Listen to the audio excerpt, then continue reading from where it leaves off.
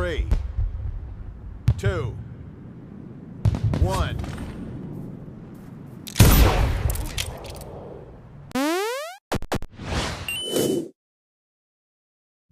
What's up, guys? Anthony here for Rev3 Games, and Dishonored comes out tomorrow. Get excited, because this thing is creepy and weird and new and awesome. Corvo Attano is the Lord Protector of the Empress of Dunwall, which is a city slowly becoming crippled by a plague. He's sent off to petition the lords of other governments to help them find a cure, and when he returns, he finds himself in the middle of a ton of confusion and treachery as he's framed for the Empress's assassination and the kidnapping of her daughter, the heir to the throne. Breaking out of prison months later with the help of a group called the Loyalists, he finds Dunwall in ruin and decay, plague running rampant, and the government exceedingly corrupt. Put to work as an assassin, it's his job to make Dunwall right again and put the true heir on the throne. Dunwall is a gothic city filled with plague and fantastic technology that's fueled by magic and whale oil, and it's got this Victorian by way of the Wachowski brothers vibe. I've heard people call it steampunk or retrofuturist, and those are fair comparisons, but what it really is unique. I have never walked around in a game world that's like Dunwall, and I've only walked around in a few that have this level of detail in their execution. Well-designed and animated characters run around in a world with a shining, painterly look that would make Skyward Sword hide its head in shame, and the voice acting and writing is just amazing.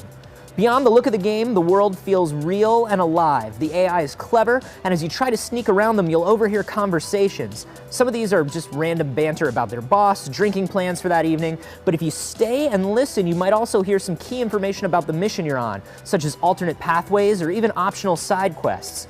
On top of that, you're going to stumble across hundreds of books and notes scattered throughout the world, all of which make Dunwall one of the most memorable places I've visited in a video game in a long time. Go on. Toss the damn rat already.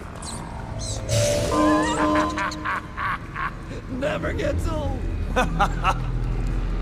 Huh? See something?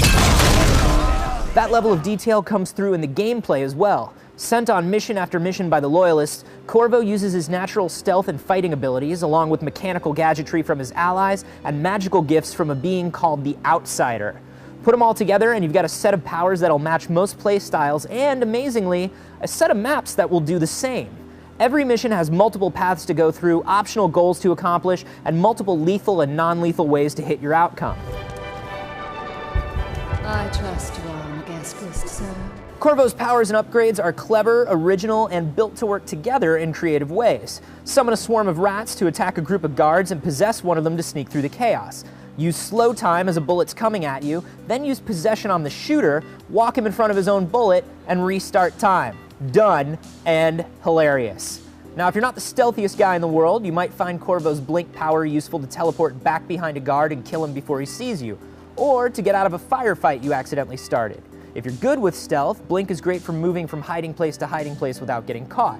So, while you can play through the game using whatever style you like, Dishonored does heavily favor stealth. The more you're seen and the more people you kill, the more chaotic Dunwall becomes.